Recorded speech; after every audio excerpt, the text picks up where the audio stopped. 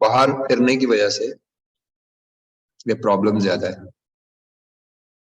हवा लगती है ना, क्या समझे, ऑनलाइन जैसे पढ़ाता नहीं।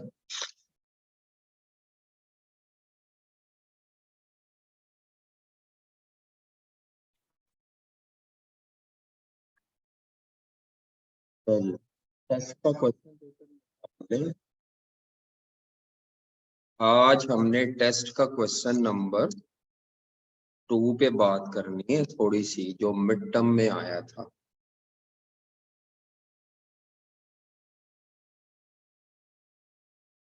जी,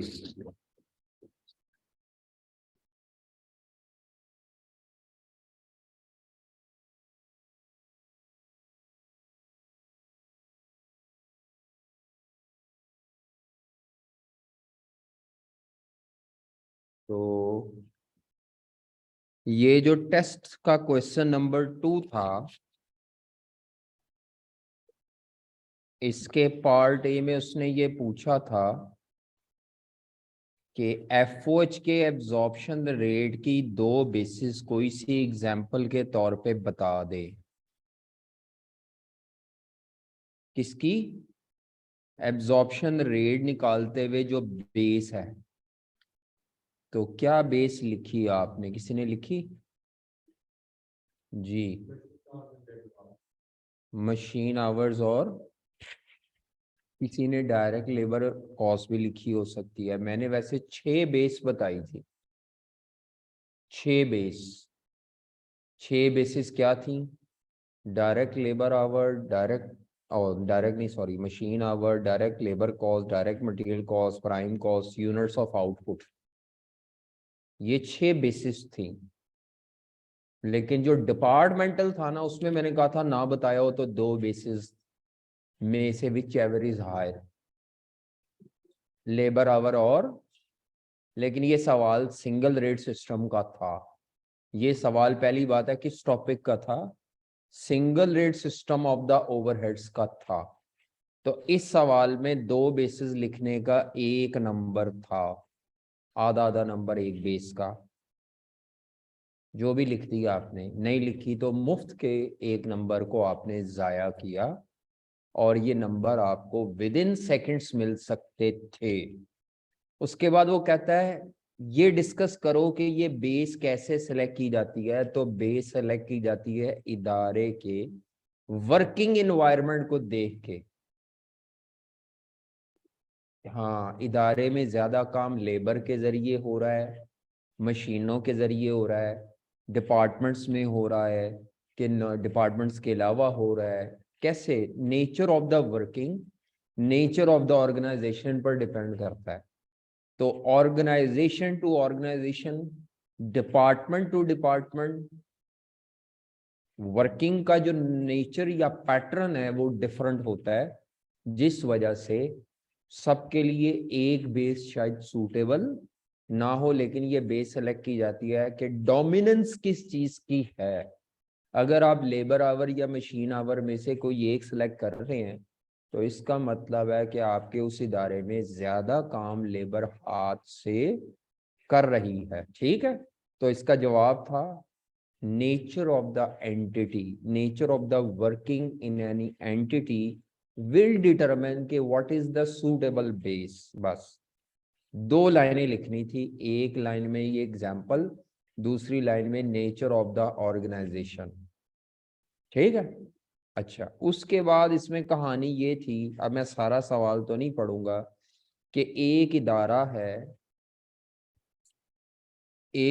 है जिसकी तकरीबन मेरा ख्याल है पहले से 3 मशीनें हैं। कितनी मशीनें हैं? ये हमारे नोट्स के क्वेश्चन नंबर 8 से मैच कर रहा है, लेकिन सेम टू सेम नहीं है। 8वां सवाल जो नोट्स का था एफओएच में, उसमें 5 मशीनें थी और एक नई छठी ला रहे थे। यहां पे ऐसा नहीं है, 3 मशीनों के बाद चौथी नहीं ला रहे, बल्कि तीनों में से एक को बेचकर उसके बदले नई ला रहे हैं। ये स्टोरी है। तो मशीनें 3 ही रहनी है, पुरानी वाली को बेच के नई वाली आ रही है। ये कैसे पता चल रहा है कि पुरानी वाली बेच के नई लाना चाह रहे हैं? ये लिखा हुआ replace one of the existing machine. ये कैसे पता चल रहा 3 मशीनें हैं? यहां से, और भी जगह होगी पता नहीं, मुझे तो यहां से पता चल रहा है कि एक मशीन के मेंटेनेंस आवर 150 हैं, तो टोटल अगर 450 हैं तो 3 मशीनें थी। कितनी? 3 में से एक पुरानी वाली मशीन को बेच के उसके बदले क्या है, तो पुरानी वाली मशीन के मशीन आवर भी निकाल देने हैं, पुरानी वाली मशीन के ओवरहेड एक्सपेंस भी उठा के फेंक देने हैं जो इस वक्त ओवरहेड्स होंगे। बदले में आपने जो नए मशीन आवर जमा करने हैं और नए खर्चे जमा करने हैं वो नई मशीन के जमा करने, लेकिन पुरानी वाली के माइनस करना नहीं बोलना। जो नोट्स में 8वां सवाल था वहां पे हमने 5 मशीनों का डाटा वैसे ही रहने दिया, 6ठी का ऐड किया था। अब हमें क्या करना है, पुरानी मशीन का डाटा लेस करके नई वाली का क्या करना है, ऐड। ये लेस वाला काम शायद आपने ना किया हो, आपने सिर्फ नया ही ऐड कर दिया हो। उसके बाद ये सवाल जब मैंने वहां पे जिया टेक्सटाइल वाला 8वां सवाल कराया था, जिया टेक्सटाइल ही नाम था उस सवाल का, जिस स्टाइल को कॉपी किया है सवाल में, तो मैंने ये बताया था कि ये जो सेटअप टाइम है ये नॉन प्रोडक्टिव होता है, मशीन का जो मेंटेनेंस टाइम है ये भी क्या होता है, और हमें प्रोडक्टिव टाइम के ओवरहेड्स लेने होते हैं। तो मैंने कहा था ओवरहेड के रेट का फॉर्मूला होता है, ये रिवाइज निकालना है, इसका फॉर्मूला होता है overheads, budgeted overheads of all machines, यहाँ पे होगा ऑफ 3 मशीन्स, इस 3 मशीन में 2 पुरानी वाली और एक, डिवाइडेड बाय नीचे आएंगे बजटेड प्रोडक्टिव मशीन आवर, खाली मशीन आवर नहीं, प्रोडक्टिव मशीन आवर, जिसमें 2 पुरानी मशीन के प्रोडक्टिव आवर आएंगे और एक नई मशीन के प्रोडक्टिव आएंगे। पुरानी 3 ही थी, उस 3 में से एक, बल्कि इसको ऐसे ना लिख लूं कि 3 में से पहले माइनस करेंगे एक पुरानी वाली के मशीन आवर और जमा करेंगे एक नई वाली के। इसी तरह यहाँ पे पुरानी वाली के ओवरहेड माइनस करके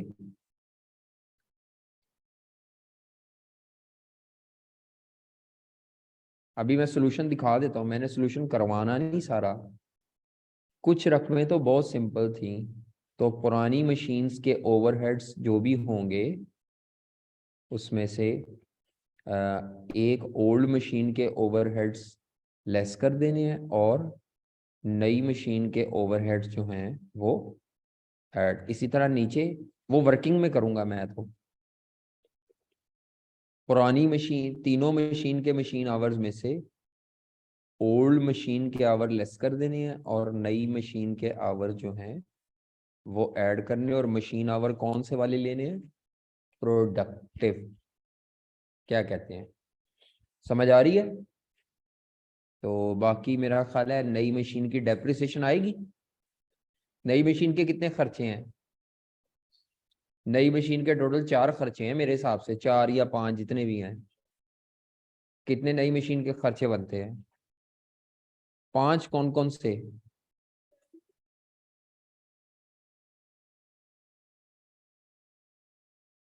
मैनेजर की सैलरी, जी बिल्कुल, हाँ जी बिल्कुल, मैनेजर की सैलरी, ये जो प्रोडक्शन लाइन पे आ रहा है, और ये 30,000 पर मंथ है, तो साल की बनेगी 3,60,000। तो मैं अगर इसका सोल्यूशन कॉपी करूं जो मैंने किया हुआ है, तो सोल्यूशन आपके सामने अगर डिस्प्ले किया जाए तो आप में से किसी ने भी जवाब नोट नहीं किया अपना, हालांकि आपको आंसर पता होता तो अभी आपको पता चल जाता कि मेरा कितना गलत है या कितना सही है।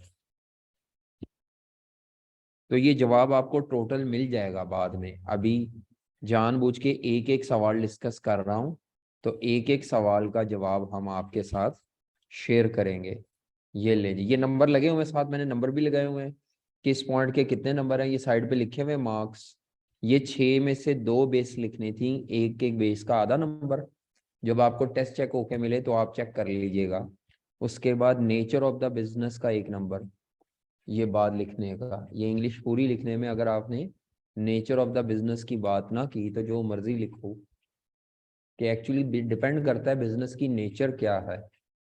हैंडमेड गारमेंट्स अगर हमारे, या हैंडमेड शूज इदारा है, तो भाई हैंडमेड की खूबी क्या है, हाथ से बनाना, वहां पे मशीन आवर नहीं होंगे, वहां ज्यादा काम किसके हो रहा होगा।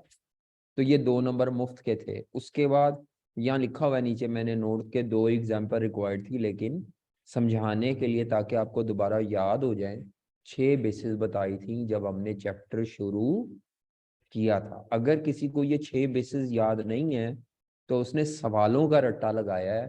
चैप्टर के अंदर लिखी हुई थ्योरी को एक दफा पढ़ने की जहमत नहीं की, और ये गलत तरीका होता है। जो चैप्टर के अंदर थ्योरी लिखी होती है उसको एक दफा सवाल मुकम्मल करने के बाद पढ़ आते हैं, को पता नहीं बीच में से कोई थ्योरी पूछ ले। अब ये हालांकि ना ये थ्योरी न्यूमेरिकल से रिलेटेड ही है, लेकिन बाई चांस ज्यादा सवालों में ये सारी बेसिस आई नहीं। पढ़ी हमने थी कि 6 बेसिस होती हैं। आगे ये देखिए जी, ये फॉर्मूला लगाया मैंने, ऑल मशीन, और नीचे क्या लिखा हुआ है, बजटेड प्रोडक्टिव, ये प्रोडक्टिव है, सॉरी प्रोडक्टिव, प्रोडक्शन नहीं, productive budgeted productive machine hours. ठीक है। अब ये वर्किंग नंबर 1 मैंने क्लास में जब सवाल करवाया था तो वर्किंग 1 मैंने प्रोडक्टिव मशीन आवर निकाले थे। तो अब ये जो प्रोडक्टिव मशीन आवर्स हैं उसकी वर्किंग देख लेते हैं कि उसमें क्या आएगा। जी, प्रोडक्टिव मशीन आवर में क्या आएगा, तो देखें जी, सबसे पहले तो तमाम एग्जिस्टिंग मशीन्स के प्रोडक्टिव आवर्स लिखे हैं। वो कैसे लिखे हैं, 7500 घंटे ये थे टोटल मशीन आवर अवेलेबल, ऊपर से भी पता चला है। इसमें से ये वाले जो मेंटेनेंस आवर्स हैं ये मैंने क्या कर दिए, और ये कितनी मशीन के थे, 3 मशीन के। ठीक है। तो इसमें जो बेची है उसके भी प्रोडक्टिव शामिल है। तो फिर इसमें से मैंने क्या माइनस किया, productive machine hour of 1 old machine. ये वो 1 ओल्ड मशीन कौन सी वाली है, जिसको बेच के जिसके बदले हम एक नई ला रहे हैं, तो नई वाली के मशीन आवर ऐड कर दिए।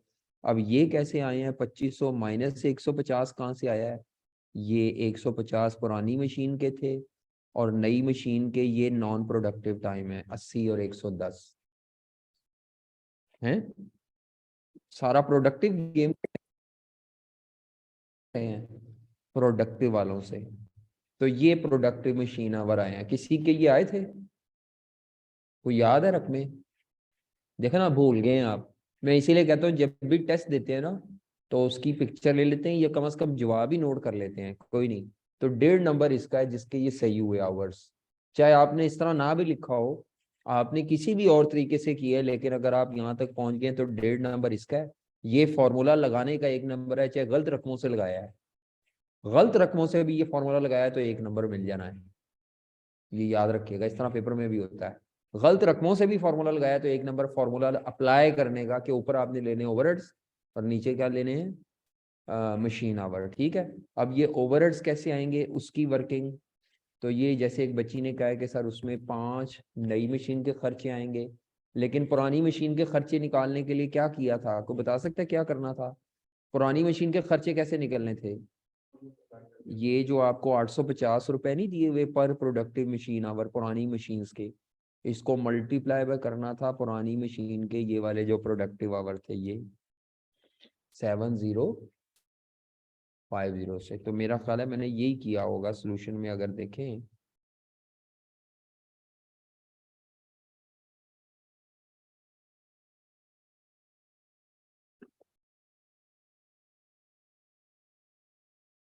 ये सवाल पास करवाने के लिए था। 850 रुपए पर मशीन आवर रेट था, कितनी पुरानी मशीन का, तो ये तीनों मशीन के प्रोडक्टिव आवर्स थे, तीनों के, पुरानी के, नए वाले नहीं अभी शामिल, ये इसलिए ये लिए है, माइनस जो एग्जिस्टिंग बेची है मशीन उसके प्रोडक्टिव आवर्स के फैक्ट्री ओवरहेड माइनस कर दिए पुराने रेट पर। तो ये जो बाकी 2 मशीनें बची वो हैं, प्लस उसमें नई वाली मशीन के। तो सैलरी ऑफ फैक्ट्री मैनेजर आधा नंबर है, अगर आपने ये सही लिखा है तो नंबर मिल जाएंगे। इलेक्ट्रिसिटी कंजम्पशन प्रोडक्टिव आवर्स की होगी, मेंटेनेंस कॉस्ट छापनी थी, इनडायरेक्ट लेबर कॉस्ट छापनी थी, डेप्रिसिएशन छापनी थी कैलकुलेट करके, तो हर चीज़ का आधा आधा नंबर है। तो ये बजटेड, ये प्रोडक्टिव मशीन आवर नहीं, सॉरी बजटेड एफओएच कॉस्ट, ये इसीलिए सोल्यूशन आपको नहीं दे रहे कि जब क्लास में डिस्कस करेंगे तो इसमें कुछ गलतियां निकल सकती हैं। तो ये बजटेड क्या आ जाएगा, factory overheads cost after replacement of old machine. ठीक है बेटा, ठीक कहते हो। अभी तो अब आपके पास तो जवाब ही नहीं है, लेकिन कॉन्सेप्ट बता दें, समझ आ गया आपको। ये सवाल तकरीबन तकरीबन जो हमने क्लास में ज़िया टेक्सटाइल वाला किया था, ये उससे मैच करता है, एग्जैक्ट कॉपी नहीं है उसकी। उसमें स्टोरी ये थी कि 5 के साथ एक नई मिल रही है। अब यहाँ पे चेंज क्या आया कि 3 के साथ चौथी नहीं मिल रही, बल्कि 3 में से एक पुरानी बेच रहे हैं और नई ले रहे हैं। तो पुरानी का डाटा आउट करना कई बच्चे भूल जाते हैं। ठीक है, मुश्किल था सवाल, आसान था जी? दसो, नहीं समझ आ रही? वो कहते ने पता नहीं आसान सी कि मुश्किल से साढ़े को ते नहीं होया। हाँ, इसका मतलब है कि उसमें पुरानी मशीन की डेप्रिसिएशन नहीं थी कोई भी, क्योंकि अगर उसने बुक वैल्यू कहा होता फिर उसकी स्क्रैप वैल्यू भी दी होती, फिर कोई गेन लॉस भी निकलना था फिर वो, लेकिन एफओएच में नहीं आना था, वो अलहदा रिक्वायरमेंट होती। तो ये लास्ट अटेम्प्ट का सवाल है, ऑटम 2022 में ये आया था सवाल। ये मैंने अपनी तरफ से सवाल नहीं बनाया, पेपर का सवाल है 2022 का। ये लास्ट अटेम्प्ट का सवाल है, ऑटम 2022 का। क्वेश्चन नंबर वहां पे 2 या 3 था। ठीक है, इसका सोल्यूशन आपको अभी ये अपलोड आज कर देंगे ना, तो ये सोल्यूशन आपको मिल जाएगा। आप इसको दोबारा जाके करें सॉल्व। टेस्ट में तो कराएं एक दफा, जाके फिर करो, और सोल्यूशन होगा ना फिर सोल्यूशन से मैच कर लेना। किसी बच्चे को इसमें कोई एम्बिग्विटी आई हो जब वो कर रहे थे, कहीं कोई एम्बिग्विटी आई हो? जी जनाब, कोई एम्बिग्विटी नहीं आई थी, क्लियर था? ऐसे ही आपने सोचा था कि पुराने का डाटा माइनस करके नया डाटा मैंने क्या करना है। अगर ये पॉइंट आपने पिक कर लिया, फिर आपका सवाल कोई एक आधी रकम गलत होने से सारे नहीं कटेंगे नंबर। और इस सवाल में मेरा ख्याल है 6 और 2 8, 8 में से 4 से 5 नंबर तो हर बच्चे के आने चाहिए, आ जाने चाहिए 4 से। और इस सवाल में फिर हर सवाल, अच्छा अब आपको जब टेस्ट चेक होके मिलेगा तो आपने क्वेश्चन बाय क्वेश्चन देखना है कि मैं इस क्वेश्चन में पास था, इसमें मैं फेल था, इसमें मैं पास था, इसमें मैं क्या था। तो जिस क्वेश्चन में आप फेल है, इसका मतलब है वो टॉपिक आपका बिल्कुल फारिग है, उसको सही करो। और जिसमें आप पास थे, या वो क्वेश्चन आसान था, या शायद आपकी ग्रिप बहुत अच्छी थी। भाई जो आता है वो आसान है, जो नहीं आता वो भावे आसान भी हो, भाई आसान भी था तो नहीं आता होगा, कईयों को नहीं आता होगा। चले जी आगे, नेक्स्ट। किसी ने कोई सवाल पूछना हो इससे रिलेटेड, कल हम बात करेंगे तीसरे सवाल पे। काम की बात है,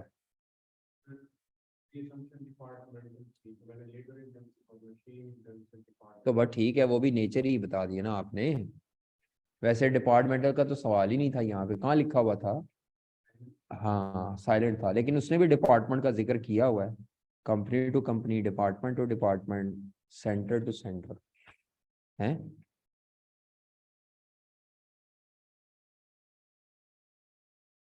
जी, पेपर में भी पास पेपर जैसे ही क्वेश्चन आते हैं बेटा। जो मैंने आपको नोट्स में सवाल दिया ना, इन्हीं को बार बार करना है। अब आप देखें उसी तरह की स्टोरी जो मेरे नोट्स में 8वां सवाल था, मैंने अपने नोट्स से टैली क्यों कराया है? क्योंकि मेरे नोट्स में कोई सवाल मेरा अपनी तरफ से नहीं है, सारे ही सवाल किस चीज के हैं? पास पेपर के हैं। तो आई कैब रिपीट कर रहा है, चीजें रिपीट करता है कई दफा। जरूरी नहीं सारा सवाल रिपीट करे, लेकिन अगर किसी भी सवाल में वो चाहे तो वो एडजस्टमेंट भी मिल जाए, तो बंदे को कुछ ना कुछ तसल्ली हो जाती है, वैसी कैलकुलेशन या वैसा कोई सवाल।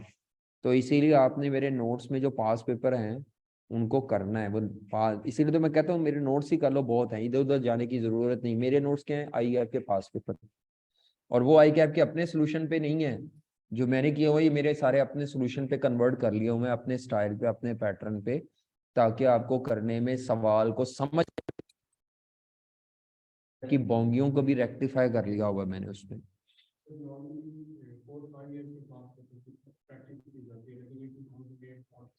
अब असल में सिलेबस स्कीम दोबारा वापस आई है पुरानी स्कीम के जैसी आसान।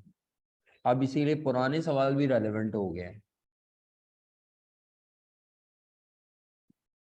आपकी कॉस्ट अकाउंटिंग एक वक्त में होती थी D10। जब ये D10 होती थी तब ये आसान होती थी। उसके बाद ये बनी कैफ 8, आखिरी सेकंड लास्ट तकरीबन पेपर। तो ये सिलेबस ज़्यादा हो गया एक तो, और दूसरा सब्जेक्ट के क्वेश्चन की जो नेचर है वो क्या हो गई, चैलेंजिंग। अब ये दोबारा कैफ 3 जब हुआ है ना तो लेवल हल्का हुआ है। अब इसको आई कैप ने डेफिनेटली क्या करना है, थोड़ा इजी। तो इस वक्त जो सारे चैलेंजिंग सवाल थे उनमें से कुछ इधर आएंगे सेक्शन बी में।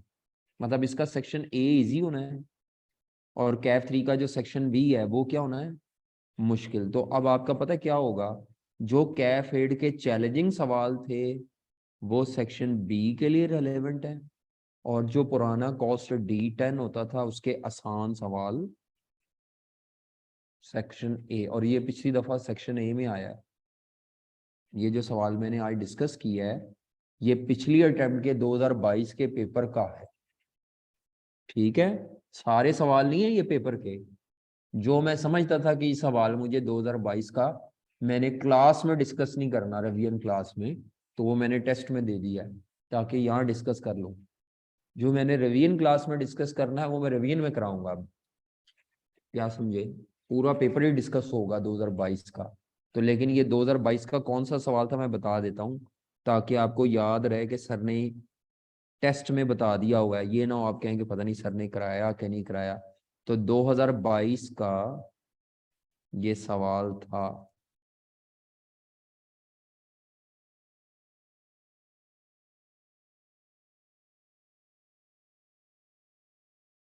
दो हजार बाईस का चौथा सवाल था ये। 2022 का लास्ट अटेम्प्ट का क्वेश्चन नंबर 4 था ये। चलें जी आगे। अच्छा, इकोनॉमिक ऑर्डर क्वांटिटी हम कर रहे थे। मैंने आज दूसरी क्लास से तो भगा दिए बच्चे सारे, सारे भगा दिए मैंने आज, सारे भगा दिए। क्यों, जब भी गैप के बाद में आता हूँ मैं काम चेक करता हूँ। हाँ जी, आपने किया हुआ है, चारों एग्जाम्पल किए हैं। क्यों हैं, ईओ क्यों भी नहीं निकाली, ईओ क्यों निकालना जरूरी थी भाई, बस सिर्फ कॉस्ट शॉस्ट तो कराई नहीं ना मैंने अभी। हाँ जी, किसने नहीं किया हुआ वो जा सकता है, वो छुट्टी दे जा सकता है जी। लड़कियों की है काम। हाँ जी, आपने क्यों नहीं किया, क्या वेलियां मार रहा था? तो फिर आप जाएं लाइब्रेरी, फिर जाके करें, रिकॉर्डिंग सुनिएगा। अब चलो नस जाओ। वेलियां मारन दा हुंदा इन्नी ठंड च आए हैं ते कम भी नहीं कीता। बड़ा यार जीदार आदमी, मेरा तो रजाइयों बाहर निकलने को दिल नहीं करता, ते तू ठंड च आए हैं ते कम भी नहीं करके आया हैं शहजादे। ऑनलाइन नहीं पढ़ा जाता? लो, असी तो बीमार हो गए हैं पढ़ा नहीं जाता, ते भाई फिजिकल भी नहीं पढ़ते। चलें, आ जाए जनाब ईओ के ऊपर आ जाए। नहीं बैठा नहीं, हूँ ऑनलाइन ही पढ़ना तुसी भाएं, काम करो जाओ। ये इसमें लिख के करने में कौन सी ऑनलाइन थी, इकोनॉमिक ऑर्डर क्वांटिटी। असूल इंसाफ की बात है, दोनों क्लासों को एक ही पैरेलल रखना है ना। तो अगर उनको निकाल दिया और आपको बिठा लूं तो ये उनके साथ ज्यादती है। तो economic order quantity,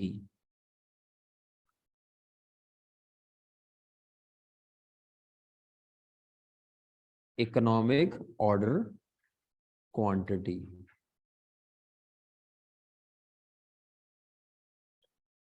economic order quantity. जी बेटा, इकोनॉमिक ऑर्डर क्वांटिटी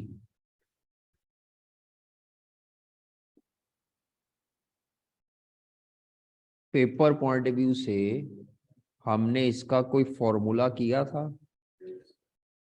हाँ जी, हमने पहले, सबसे पहले हमने इसकी डेफिनेशन डिस्कस की थी। हमने कहा था इकोनॉमिक ऑर्डर क्वांटिटी जो होती है ये फिक्स क्वांटिटी होती है जो कंपनी सप्लायर से परचेज करती है, फिक्स्ड क्वांटिटी पर ऑर्डर। और मैं इसको क्यू से डिनोट करता हूँ। ईओ क्यू तो टॉपिक का नाम है, मैंने इसको किससे डिनोट करना है? क्यू से। ठीक है, तो सप्लायर से कितनी क्वांटिटी परचेज की जाए एक ऑर्डर में, ये हम डिसाइड करते हैं। ये भी डिसीजन मेकिंग का टॉपिक है, लेकिन इसमें रेलेवेंट कॉस्टिंग बस उतनी थी जितनी कल मैंने बताई है, बाकी आपकी रीडिंग है।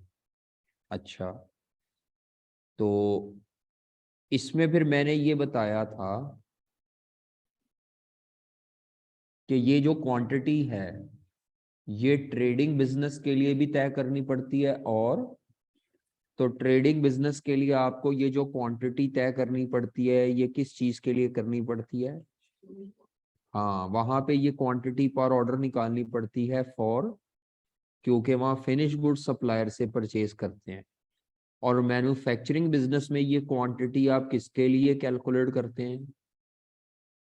हाँ, ये क्वांटिटी रॉ मटेरियल। तो सवाल को पढ़ते हुए सबसे पहले इस चीज का तयन करना है कि मैं सवाल ट्रेडिंग बिजनेस का कर रहा हूं या मैं सवाल मैन्युफैक्चरिंग बिजनेस का कर रहा हूं। ठीक है, नहीं समझ आ रही? आगे चलें। नेक्स्ट, हमने कहा था इसका मकसद क्या है, इसका पर्पस क्या है, हम ये क्वांटिटी क्यों तय करते हैं, इसका मकसद क्या है। तो मैंने आपको इन्वेंट्री लेवल पढ़ाए थे, तो उसका मकसद क्वांटिटी को कंट्रोल करना था। लेकिन इकोनॉमिक ऑर्डर क्वांटिटी का मकसद क्वांटिटी नहीं, कॉस्ट को कंट्रोल करना है। तो इसका मकसद इदारा अपने खर्चे को, एनुअल कॉस्ट को, जो इन्वेंट्री रिलेटेड कॉस्ट हैं, उनको कंट्रोल करना चाह रहा है।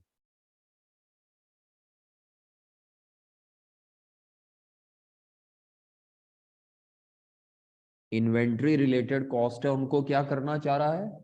कंट्रोल करना चाह रहा है। ठीक है, तो हमने इन्वेंट्री रिलेटेड कॉस्ट पढ़ी थी। जी भाईजान बताएं, इन्वेंट्री रिलेटेड कॉस्ट कौन कौन सी पढ़ी थी हमने, जो ईओ क्यू में हमने कहा था इस्तेमाल होती हैं। लेकिन पहले बताओ कि इन्वेंट्री रिलेटेड कॉस्ट है कितनी ब्रॉडली, जो इसमें इस्तेमाल होनी वही बता दो।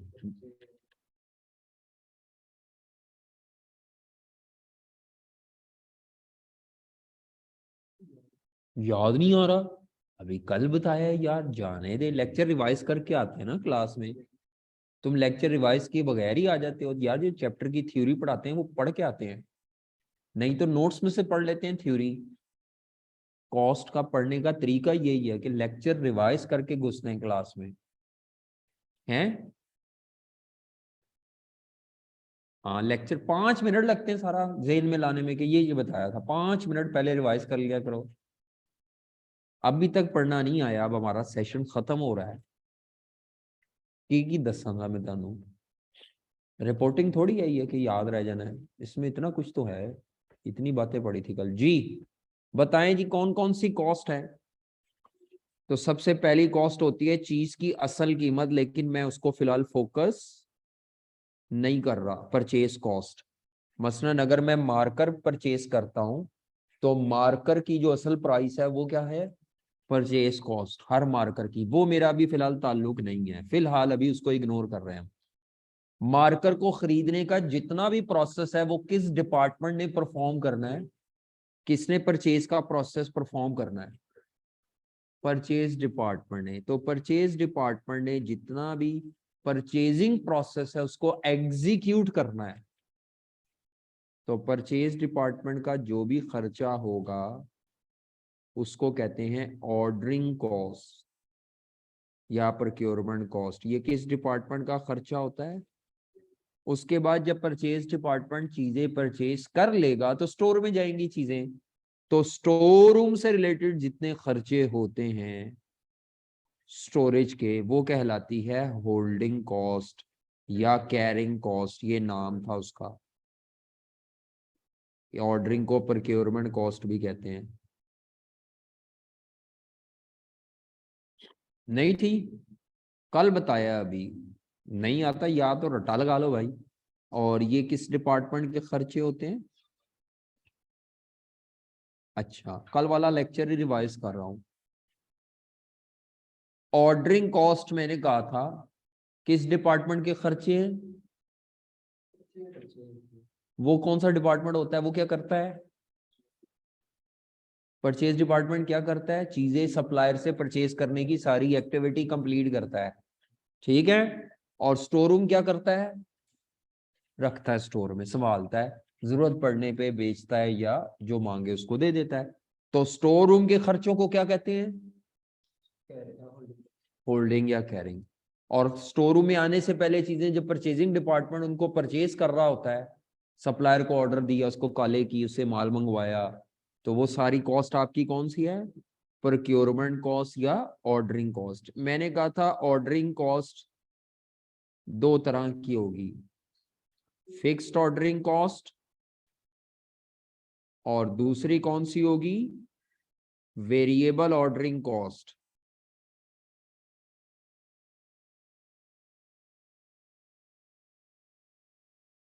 फिक्स्ड ऑर्डरिंग कॉस्ट और वेरिएबल, क्या फर्क है फिक्स्ड और वेरिएबल ऑर्डरिंग कॉस्ट में?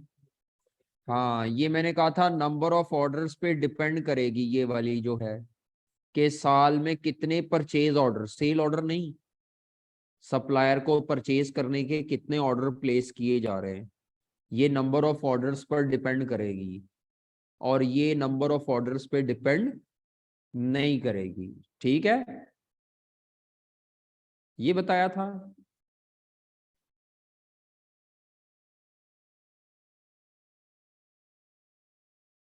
इसकी पहचान क्या होगी क्वेश्चन में? जी जनाब, आपने बतानी है। हाँ, ये परचेज डिपार्टमेंट के खर्चे दिए होंगे या पर मंथ पे या पर एनम पर, और इसकी पहचान होगी कि ये परचेज डिपार्टमेंट के खर्चे दिए होंगे और उनके आगे लिखा होगा पर order. Inspection cost per order, transportation cost per order, quality checking cost per order, packing cost per order, delivery cost per order, administration cost. आम हालात में तो एडमिनिस्ट्रेशन कॉस्ट फिक्स होती है। अगर एडमिनिस्ट्रेशन कॉस्ट दे दूं 2 लाख पर एनम तो वो फिक्स है, लेकिन अगर कह दूं एडमिनिस्ट्रेशन कॉस्ट पर ऑर्डर तो ये वेरिएबल बन जाएगी, वेरिएबल ऑर्डर, ठीक है। ये पर ऑर्डर पे दी होगी और ये पर मंथ या पर एनम पे दी होगी। इसी तरह जो होल्डिंग कॉस्ट स्टोर रूम के खर्चे हैं, ये भी मैंने कहा था फिक्स्ड होल्डिंग कॉस्ट होगी और वेरिएबल होल्डिंग कॉस्ट होगी।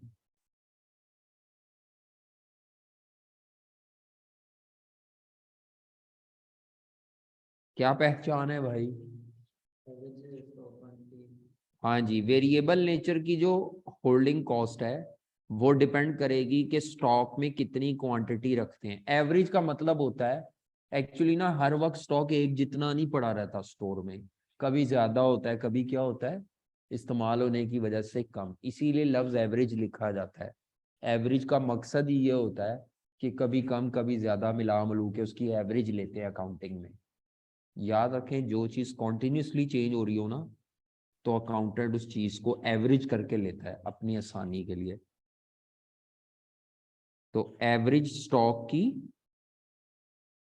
क्वांटिटी पे डिपेंड करती है, ठीक है। और ये एवरेज स्टॉक की क्वांटिटी पे डिपेंड नहीं करती।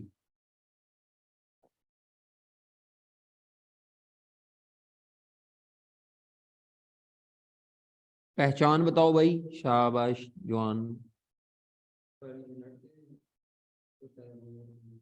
वेरिएबल होल्डिंग कॉस्ट की क्या पहचान है? नहीं, हाँ जी, पर यूनिट पर एनम या पर केजी पर एनम, ये लाजमी है। पर यूनिट या पर केजी के आगे पर एनम, पर मंथ नहीं, per unit per annum. Per month दी हुई हो तो उसको पर एनम कन्वर्ट कर लेनी है। पर यूनिट पर एनम या पर केजी पर एनम। अगर फिनिश प्रोडक्ट के लिए है तो पर यूनिट पर एनम, अगर रॉ मटेरियल के लिए तो ये पर मंथ या खाली पर एनम पे होगी, पर केजी पर यूनिट इसमें नहीं होगा, खाली पर मंथ या पर एनम होगा। ठीक है, नहीं समझ आई? आ गई है? फिलहाल परचेज कॉस्ट को अभी मैं कंसिडर नहीं कर रहा। इसके बाद पेपर पॉइंट ऑफ व्यू से हमने पहली बात ये की थी कि इकोनॉमिक ऑर्डर क्वांटिटी को कैसे कैलकुलेट किया जाता है। जी भाईजान, क्या फॉर्मूला है इकोनॉमिक ऑर्डर क्वांटिटी यानी क्यू को निकालने का?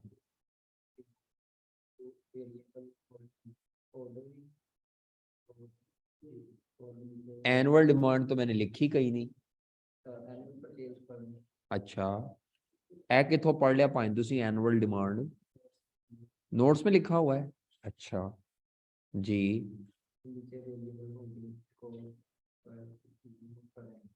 क्वांटिटी पर order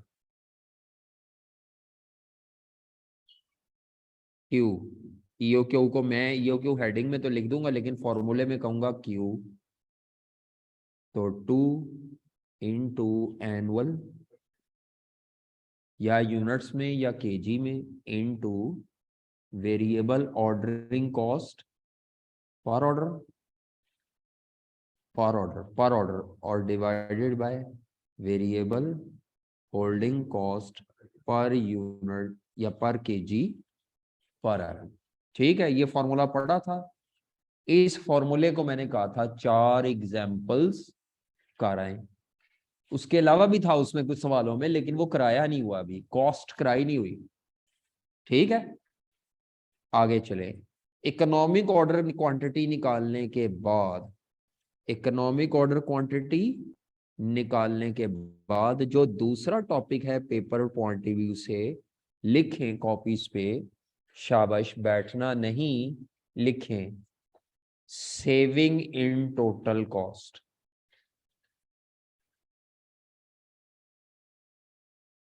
saving in total cost. अब इसमें टोटल कॉस्ट कवर हो जाएगी खुद ही। तो टॉपिक नंबर 1 क्या है? आपको क्या निकालना आना चाहिए? E O Q. और ईओ क्यू निकालने के लिए फिक्स और वेरिएबल रेलेवेंट कॉस्टिंग आनी चाहिए। जिसने सब कुछ मिक्सअप करके ले लिया वो बच्चा मार खा जाएगा। दूसरा पेपर पॉइंट ऑफ व्यू से टॉपिक क्या है? Saving in total cost. Concept समझ लो भाई। सेविंग इन टोटल कॉस्ट का मतलब क्या है? वो आपसे ये कहेगा कि हमारा इदारा प्रेजेंटली सप्लायर से 4000 केजी एक ऑर्डर में मंगवाता है। कितने केजी सप्लायर से हम मंगवाते हैं? आपसे वो कहेगा ईओ क्यों निकालो, आपने निकाल दी। निकालने के बाद आप क्या आंसर आता है? 3000 केजी ईओ क्यू का। मिसाल दे रहा हूं, प्रेजेंट कितने वो एक ऑर्डर में मंगवा रहे थे? 4000। हर दफा ऑर्डर आता था 4000 केजी इस्तेमाल हो गया, फिर 4000 मंगवाया। रॉ मटेरियल के लिए ज्यादातर सवाल आता है, मैं इसलिए मैं रॉ मटेरियल ही बोलूंगा। मटेरियल मंगवाते थे, इस्तेमाल हो गया। मटेरियल मंगवाते थे 4000 केजी, प्रेजेंटली इस्तेमाल हो गया। आपका ईओ क्यू का आंसर कितना है? 3000 केजी। इस फॉर्मूले से उसके मुताबिक आप 3000 केजी मंगवा रहे हैं। तो वो आपसे पूछता है बताओ कि ये जो आपका मॉडल है इस पे कंपनी की टोटल कॉस्ट कम आ रही है, या जो प्रेजेंटली कंपनी मंगवा रही थी 4-4000 करके उस पे टोटल कॉस्ट कम आ रही है। तो ये बात याद रखिएगा, इकोनॉमिक ऑर्डर क्वांटिटी को इकोनॉमिक इसीलिए कहते हैं, इकोनॉमिकल से निकला है। इकोनॉमिकल से निकला है क्या मतलब होगा कि वो जो टोटल कॉस्ट 4000 केजी मंगवाने पे आ रही थी ना, जो अब आप ईओ क्यू मॉडल सजेस्ट करेंगे इदारे को, उस पे टोटल कॉस्ट प्रेजेंट वाली क्वांटिटी मंगवाने के मुकाबले में क्या आएगी? कम। मैं मिसाल दे रहा हूं यहाँ पे कि मिसाल के तौर पर प्रेजेंट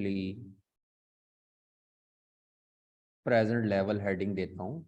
मिसाल, ये लिखना नहीं रकमे आपने, हेडिंग तो आप देंगे प्रेजेंट लेवल, और दूसरा कॉलम आप ऊपर हेडिंग क्या देंगे, EOQ लेवल, और यहाँ एक टेबल सा बनाएंगे टोटल कॉस्ट का।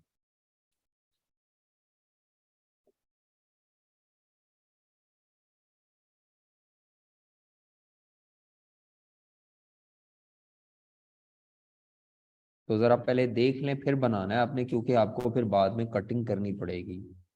तो फिलहाल अभी तसल्ली से जरा देख लें, क्योंकि मैंने ऊपर नीचे जाना है, तो अभी आप कंफ्यूज हो जाएंगे फिर।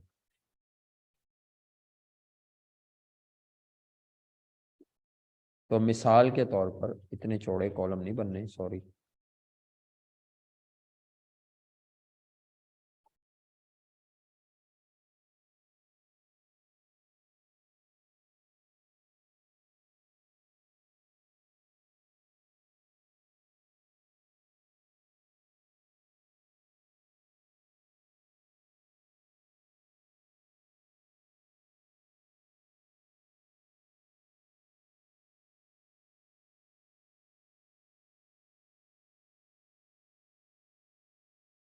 क्वेश्चन में उसने मिसाल के तौर पे दिया हुआ था कि प्रेजेंटली हम एक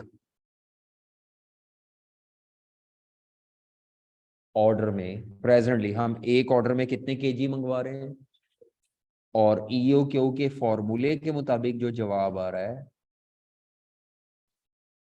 ये फॉर्मूले का जो जवाब आ रहा है वो कितने केजी है, 3000 केजी। अब इसके मुताबिक आप टोटल कॉस्ट निकालते हैं मिसाल के तौर पर, तो वो आती है 24,000 रुपीज में। और इस 3-3 हजार केजी के मुताबिक आप टोटल कॉस्ट निकालते हैं, तो वो कॉस्ट कम आएगी, और हमेशा कम आएगी। ठीक है, तभी इसका नाम इकोनॉमिक है। तो कितनी कम आ रही है, बताओ भाई, कितनी कॉस्ट कितनी कम आ रही है।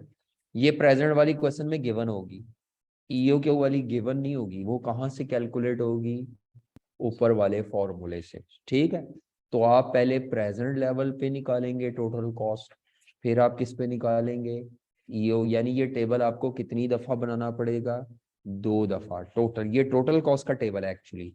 जो ये टेबल है ना, ये किस चीज का टेबल है, एक दफा टोटल कॉस्ट प्रेजेंट लेवल पे आ रही है, दूसरी दफा EOQ पे। कॉस्ट कितनी सेव हुई है बताओ, 6,000। 6,000, और ये पर एनम है, असल में 24,000 पर एनम, ये एनुअल कॉस्ट है। तो अगर आपसे कहा जाए सेविंग का क्या फॉर्मूला बनता है, EOQ को अप्लाई करने की वजह से इदारे की कॉस्ट की सेविंग निकालनी हो, तो आप कहेंगे sir total cost at present level में से क्या माइनस कर लें, टोटल कॉस्ट एट। मसला ये है कि टोटल कॉस्ट कैसे निकालनी है ये बता दें बस, बाकी तो कुछ भी नहीं है। EOQ का फॉर्मूला भी आपको आता है, आपको ये भी पता चल गया कि आपको टोटल कॉस्ट 2 लेवल पे निकालनी है। 2 Q होंगे, एक दफा Q 4,000 लेना है, दूसरी दफा Q कितना लेना है, 3,000। 2 दफा कॉस्ट आएगी, और EOQ वाली कॉस्ट प्रेजेंट कॉस्ट से क्या होगी, कम होगी। क्यों कम होगी, क्योंकि वो इसी नियत से EOQ का फॉर्मूला बना हुआ है कि इदारे की टोटल कॉस्ट कम हो। केजी ज्यादा भी हो सकते हैं, केजी ज्यादा भी हो सकते हैं, ये कोई जरूरी नहीं है। ठीक है, हाँ, वो उसकी वजह ये है ना, मैं बताता हूँ अभी, कि इसमें 2 कॉस्ट टोटल होनी है, एक नहीं, ऑर्डरिंग और होल्डिंग। अच्छा जी, तो अब आपने यहाँ पे टोटल कॉस्ट में क्या क्या लेना है, टोटल कॉस्ट में तो सबसे पहले हमने यहाँ पे लेना होता है एनुअल, क्या लेना होता है, एनुअल वेरिएबल ऑर्डरिंग कॉस्ट। एक ऑर्डर की नहीं, पूरे साल की क्या लेनी होती है, एनुअल वेरिएबल ऑर्डरिंग कॉस्ट। वो निकाल के आप यहाँ पे कैलकुलेशन करेंगे, जो जवाब आएगा वो यहाँ लिखेंगे, जो भी आता है अभी। लेकिन ये मैंने सिखानी है ये कैसे निकलती है, annual variable ordering cost. Calculator पकड़ो सब बच्चे।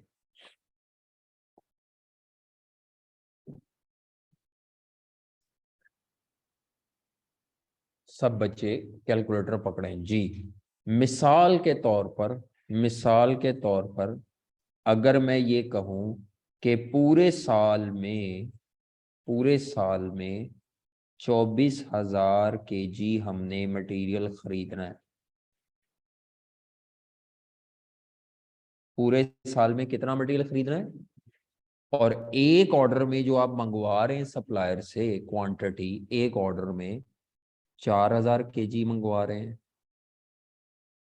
तो मुझे बताओ नंबर ऑफ ऑर्डर्स कितने प्लेस करेंगे? बताओ मुझे कितने ऑर्डर प्लेस करेंगे? 6? 6 बनते हैं, यानी 4,000 मंगवाएंगे, इस्तेमाल कर लेंगे, फिर 4,000 मंगवाएंगे, तो कितनी दफा माल मंगवाना पड़ेगा? और अगर आप 3,000 kg मंगवा रहे हैं एक ऑर्डर में, अब साल में कितनी दफा ऑर्डर प्लेस करने पड़ेंगे? 8 दफा। तो कोई बता सकता है कि नंबर ऑफ ऑर्डर का फॉर्मूला क्या बना?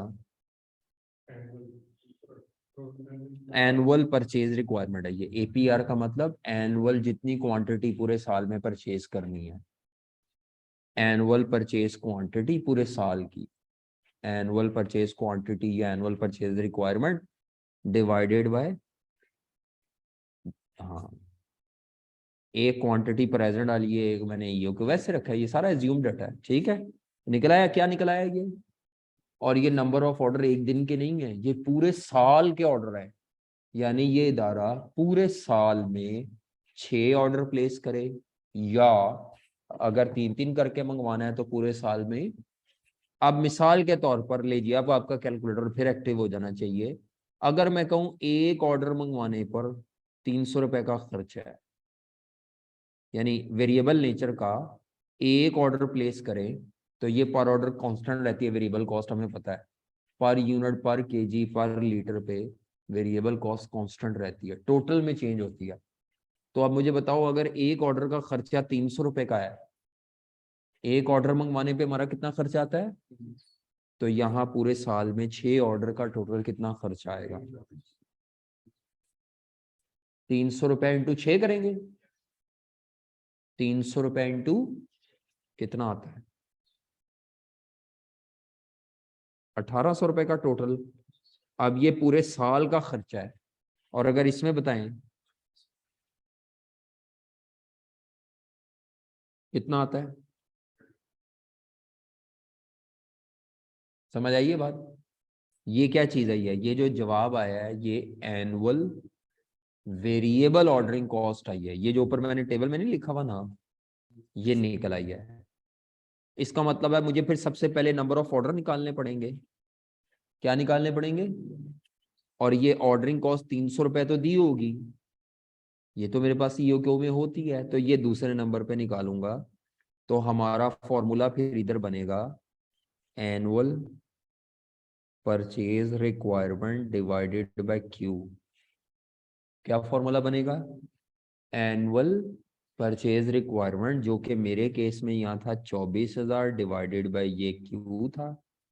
तो डिवाइड करोगे तो ये क्या आ जाएगा? जो आंसर आएंगे ये होगा number of orders in a year. अब आपको ये फॉर्मूला 2 दफा लगाना पड़ेगा। एक दफा में आप 4,000 क्यों रखेंगे नीचे, और एक दफा एनुअल परचेज रिक्वायरमेंट कांस्टेंट होगी। इसके बाद जो ये जवाब आएगा ये पूरे साल के ऑर्डर्स हैं। ये ऑर्डर्स किस साल के हैं? इसके बाद ये जो 300 रुपए था, ये क्या चीज थी हमारी? एक ऑर्डर की कॉस्ट से जरब दे देंगे, और ये ऑर्डर की कॉस्ट आपने ऊपर ईओक्यू में भी लिखी होती है, तो ये आपको अलहदा से निकालने की जरूरत नहीं है, हमारे पास होती है। यानी ये ऑर्डर निकालना काम है, ये तो कुछ भी नहीं है।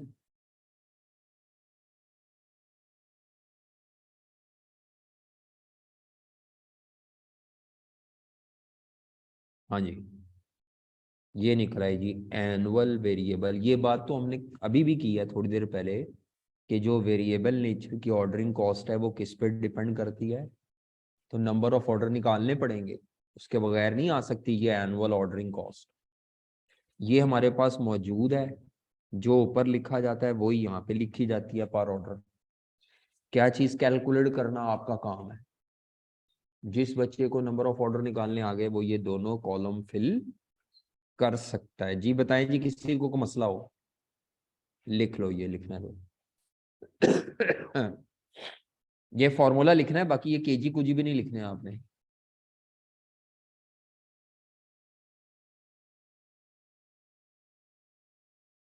एनुअल वेरिएबल ऑर्डरिंग कॉस्ट का या एनुअल ऑर्डरिंग कॉस्ट का फॉर्मूला लिख लो।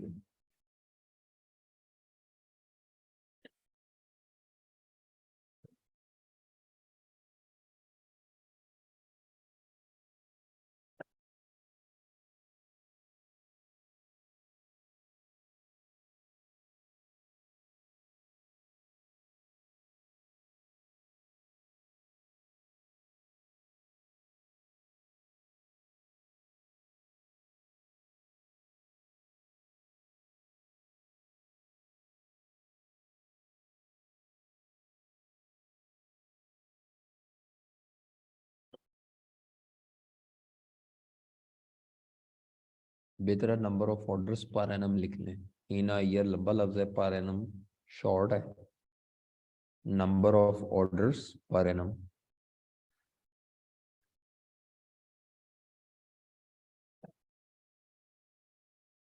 ये फॉर्मूला 2 दफा अप्लाई होगा। कितनी दफा? क्योंकि आगे 2 कॉलम है।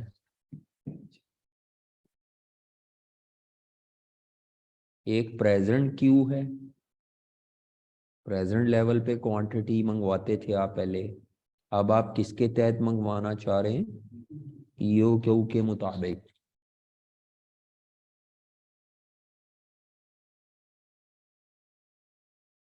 आगे अब हमने ऐड करना है, वो भी लिख लें उसका, लेकिन फॉर्मूला अभी लिख पाता हूं। Annual variable holding cost.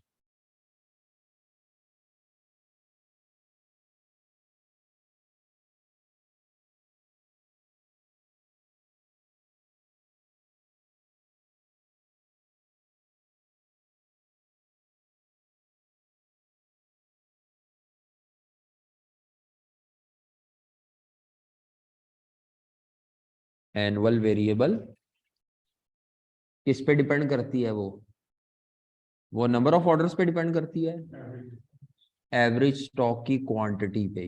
ठीक है, ऐसे ही था ना।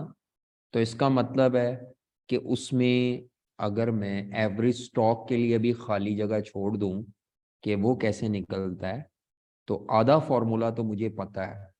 जैसे मैंने ये नंबर ऑफ ऑर्डर नहीं लिखे, इसकी जगह यहाँ पे नीचे क्या आ जाएगा? एवरेज स्टॉक की quantity into variable holding cost per unit या पर केजी पर एनम। ठीक है, रुपीज में। मसला ये है कि एवरेज स्टॉक की क्वांटिटी कैसे निकालते हैं। एवरेज स्टॉक की क्वांटिटी कैसे निकालते हैं? एवरेज स्टॉक की क्वांटिटी कैसे निकालते हैं? स्टोर में average stock quantity in store room, actually ये है average stock quantity in store room. और ये एवरेज स्टॉक पता है कौन सा वाला है? मैं रीऑर्डर लेवल में भी छुड़वा कर आया था कि एवरेज स्टॉक करेंगे बाद में, मैं ईओक्यू में कराऊंगा। मैंने आपको ना 3 लेवल करवाए थे, रीऑर्डर लेवल, मैक्सिमम, मिनिमम या सेफ्टी स्टॉक जिसे कहते थे, फिर एक मैक्सिमम, चौथा छोड़ दिया था, एवरेज स्टॉक लेवल या एवरेज इन्वेंट्री लेवल। वो यही है एवरेज स्टॉक लेवल। ये कैसे आएगा देखें। ये हमारा एक स्टोर है, ये हमारा क्या है? स्टोर है। पूरे साल की रिक्वायरमेंट अगर मैं आपसे कहूं, एनुअल परचेज रिक्वायरमेंट अगर 24,000 केजी है, आपकी पूरे साल की रिक्वायरमेंट कितनी है? तो मैं 24,000 का 24,000 एक दिन में थोड़ी मंगवा रहा हूं। मैं तो यहाँ कितना मंगवाना चाह रहा हूँ? या 4 या 3। क्या मैं 24,000 इकट्ठा मंगवा रहा हूं? एक वक्त में या तो 4,000 आएगा या कितना आएगा, 3,000 आएगा स्टोर में, जो नया माल आएगा। पहले से बचा हुआ माल सेफ्टी स्टॉक, ईओक्यू का मॉडल एज्यूम करता है कि सेफ्टी नहीं है। ईओक्यू का मॉडल क्या एज्यूम करता है कि there is no safety stock, there is no minimum inventory, यानी स्टोर में जीरो पड़ा हुआ है। जब नया माल आ रहा है ना, तब पुराना माल फिनिश्ड, पुराना माल खत्म हो चुका है। क्या कहते हैं? तो मैं स्टोर में जब एक वक्त में ला रहा हूं तो मैं 24,000 की क्वांटिटी नहीं ला रहा। अगर मैं 4,000 केजी मंगवा रहा हूं तो मेरे स्टोर में एक वक्त में कितने केजी आएंगे? अगर मैं 4,000 करके मंगवा रहा हूँ, 4,000 आया इस्तेमाल हो गया, 4,000 आया इस्तेमाल हो गया, मुझे बताओ जब मैं सप्लायर से 4,000 केजी मंगवा रहा हूँ तो स्टोर में कितना आएगा? 4,000 से ज्यादा तो नहीं आएगा। अच्छा, अब ये जो 4,000 केजी स्टोर में आएगा, इसने पड़े नहीं रहना होता, इसने फैक्ट्री में क्या हो जाना होता है, यूज हो जाना है। प्रोडक्शन अगर रॉ मटेरियल है तो इसने प्रोडक्ट बनाने पर यूज होना है, जिसका मतलब है ये एक वक्त में 4,000 है, बाद इन्हें भी की हो जाना है जीरो। यूज होने के बाद इसने क्या हो जाना है, जीरो पे जाना है। जब ये जीरो पे जाएगा फिर मैं 4,000 मंगवा लूंगा, वो भी जीरो हो जाना है। नहीं, बात समझ आ रही? यानी 4,000 केजी स्टोर में आएगा, यूज होके जीरो होगा, फिर 4,000 आ जाएगा। एक वक्त में 4,000 से ज्यादा नहीं होगा। क्या कहते हैं, समझ आ रही है स्टोर में? अब ये 4,000 पड़ा नहीं रहता है क्योंकि ये यूज होता जा रहा है। तो 4,000 ज्यादा से ज्यादा 4,000 होगा, कम से कम कितना होगा, जीरो होगा। इसका मतलब है हर दफा 4,000 केजी स्टोर में आएगा और वो यूज होकर जीरो हो गया, फिर 4,000 आया, यूज होकर क्या हो गया, जीरो। क्यों हो गया? क्योंकि वो ईओक्यू का मॉडल एज्यूम कर रहा है there is no safety stock, there is no minimum inventory, वो कहते हैं जीरो ही होएगा। फिर 4,000 केजी मंगवाएंगे, जीरो। अब अकाउंटेंट को एक आदत पाई जाती है कि कोई चीज अगर आहिस्ता आहिस्ता यूज होके कम हो रही हो या वो कम बढ़ रही हो, उसमें चेंज आ रहा हो, तो अकाउंटेंट एवरेज कैलकुलेट करता है अकाउंटिंग पर्पस के लिए। क्या कैलकुलेट करता है? और एवरेज का फॉर्मूला जो अकाउंटेंट यूज करता है वो होता है opening figure, opening plus closing divided by 2। क्या इस्तेमाल करता है एवरेज का फॉर्मूला? Opening plus closing. पता नहीं आपने कभी पढ़ी है ये फॉर्मूला कि नहीं पढ़ा? पढ़ा है? रेशो का चैप्टर पढ़ा हो किसी ने? एवरेज इन्वेंट्री निकालनी हो तो ओपनिंग इन्वेंट्री प्लस क्लोजिंग। इधर इस मेरी एग्जांपल में ओपनिंग कितनी आई, क्लोजिंग कितनी है? तो इसका मतलब है जब मैं 4,000 प्लस 0 डिवाइडेड बाय 2 करूंगा तो एवरेज इन्वेंट्री कितनी आएगी? इधर भी जब मैं निकालूंगा opening plus closing divided by 2 तो 2,000 केजी आ जाएगी। नहीं समझ आ रही? आ रही है समझ? इसका मतलब है कि इसमें opening plus closing divided by 2 करना है। तो ये जो 4,000 ओपनिंग है, ये ऑर्डर करके जो क्वांटिटी आई थी ये वो था, प्लस 0 डिवाइडेड बाय 2। ऐसे ही हो रहा है। ये 4,000 कहाँ से आया था? ये जो सप्लायर से आप क्वांटिटी ऑर्डर करके मंगवा रहे थे, ये वो क्यू था एक्चुअली। हमारी किताबें जो है वो कहती हैं कि जीरो लिखने की जरूरत नहीं। हमारी किताब में फॉर्मूला ये ऐसे लिखा होगा, एवरेज स्टॉक की क्वांटिटी का फॉर्मूला हमारी किताब में पता है क्या लिखा होगा, Q डिवाइडेड बाय 2। अब बच्चे परेशान होते हैं 2 कितों आ गया, उत्ते देखो ये रकम। एक्चुअली जो उसके साथ नहीं लिखा हुआ ना, वो स्टॉक ने जब खत्म होके जीरो हो जाना है तो वो जीरो की क्योंकि कोई वैल्यू नहीं होती इसीलिए हम लिखते नहीं। अदरवाइज पूरा फॉर्मूला है quantity ordered and quantity order is completely खत्म, वो एंडिंग है, opening plus ending divided by 2। अब वो ये जीरो की वैल्यू कोई नहीं है, तो ये इसीलिए फॉर्मूलों में उड़ गया है। किताब में जब भी फॉर्मूला देखेंगे तो किताब में ये इतना ही नजर आएगा बस, Q डिवाइडेड बाय 2।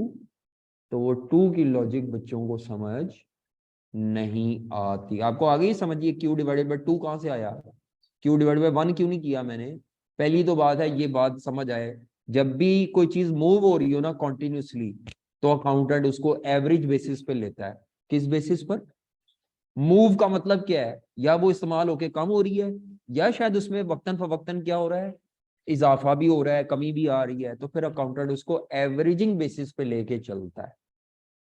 और एवरेज का फेमस तरीका होता है opening figure plus closing figure, inventories में खास तौर पर opening inventory plus closing divided by, अगर क्लोजिंग कुछ बची होती तो हम बची भी ले लेते, लेकिन यहाँ पर जीरो एज्यूम हो रही है यो क्यू में, तो इसीलिए Q प्लस 0 डिवाइडेड बाय, या खाली Q डिवाइडेड बाय 2 कर लो। क्या चीज, मैं बताता हूं आपको। अगर क्वेश्चन में उसने आपको सेफ्टी स्टॉक दिया हो, क्या दिया हो, सेफ्टी स्टॉक का मतलब होता है मिनिमम इन्वेंट्री के उससे नीचे इन्वेंट्री जाती नहीं, और वो इन्वेंट्री हर वक्त पड़ी रहती है। सेफ्टी स्टॉक वो हर वक्त पड़ा रहता है। अगर वो दे दे तो डॉच करने के लिए देगा, ये वाला सेफ्टी स्टॉक दे सकता है डॉच करने के लिए, हालांकि ईओ क्यू का मॉडल की एजम्पशन है देयर इज, लेकिन आई कैप सवाल को तंग करने के लिए देता है। तो सेफ्टी स्टॉक हर वक्त इस्तेमाल हो रहा है, मूव कर रहा है। जो चीज मूव ना कर रही हो उसकी एवरेजिंग की भी जाए तो ओपनिंग भी वो उतनी होती है, क्लोजिंग भी वो उतनी होती है। जिस वजह से फिर होगा क्या, इस फॉर्मूले में आपका चेंज क्या आएगा, उसको Q डिवाइडेड बाय 2 नहीं करना, वो सिंपल वैसे का वैसे ही ऐड हो जाएगा। सेफ्टी स्टॉक स्टोर में हर वक्त पड़ा हुआ है, वो पड़ा रहेगा, प्लस उसके बाद वाले को Q डिवाइडेड बाय 2 करना है, ऐड करना है। फिर आपने उसको क्लोजिंग के नाम से नहीं देगा, किस नाम से देगा, सेफ्टी के नाम से, सेफ्टी स्टॉक। मैंने कहा है ना कि एजम्पशन है, लेकिन आई कैप दे देता कई दफा। कैसे बन के आएगा, नीचे लिखा होगा there is a safety stock of 1500 kg। आप कहेंगे ये तो ईओ क्यू की मॉडल की एजम्पशन वॉयलेट कर रहा है आई कैप। हाँ जी कर, और रियल लाइफ में भी कई दफा वॉयलेट होती है, तो हमने ये सीखना है। ईओ क्यू के फॉर्मूले के अंदर नहीं फिर हम लेके जाएंगे, फॉर्मूले के अंदर नहीं सेफ्टी लेके जाना, इधर तक तो हम भी एजम्पशन को फॉलो करेंगे, लेकिन नीचे आके जब एवरेज स्टोर में पड़ा हुआ है, कहाँ पड़ा हुआ है, तो उसकी होल्डिंग कॉस्ट ले लेंगे बस। स्टोर में पड़ा है ना, पड़ा हुआ है तो खर्चा तो करा रहा है ना स्टोरेज का, तो हम वहां पे ले लेंगे। लेकिन इसकी एवरेज क्यों नहीं कर रहे, कुछ बच्चे इसकी भी एवरेज करना शुरू कर देते हैं। एवरेज उस चीज की होती है जो चीज कॉन्टिन्यूसली चेंज हो रही हो, और ये चेंज नहीं हो रही होती। समझ आ रही है। अगर ये खराब होने वाली भी आइटम हो ना, तो पुरानी इस्तेमाल जितनी क्वांटिटी करते हैं नई भी उतनी रख देते हैं।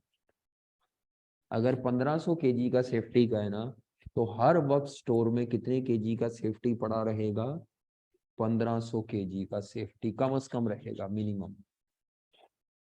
की कहते हो, नहीं समझ आई। विदाउट सेफ्टी फॉर्मूला क्या बना फिर, Q डिवाइडेड बाय 2, और विद सेफ्टी, सेफ्टी स्टॉक की क्वांटिटी प्लस, वो पहले मैंने इसलिए लिखी है क्योंकि उन्हें तो पे ही रहना है, उन्हें मूव नहीं होना, लेकिन जो ऑर्डर करके मंगवाओगे वो यूज होती रहेगी, यूज होके वो जीरो पे चली जाएगी।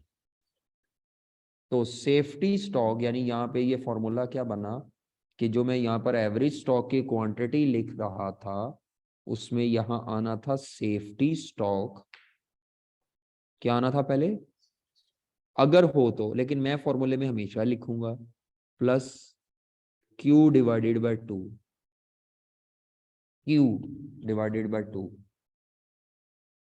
सेफ्टी स्टॉक को डिवाइडेड बाय 2 नहीं करना, आपसे बड़ी रिक्वेस्ट है, तो कई जवान कर देते हैं। तो ये Q डिवाइडेड बाय 2 को ब्रैकेट में लिखें, ताकि आपको ये याद रहे कि मैंने Q डिवाइडेड बाय 2 को करना है, लेकिन सेफ्टी को मैंने डिवाइडेड बाय 2, इस सारे को एवरेज स्टॉक कहते हैं। Safety plus Q divided by 2 equal to किसके होगा, एवरेज स्टॉक के। लो जी,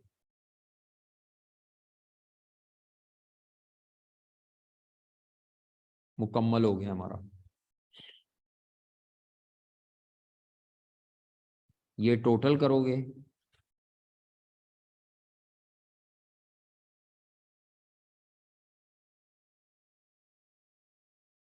हाँ जी। नोट्स की एग्जाम्पल 5 पर आएंगे अब आप।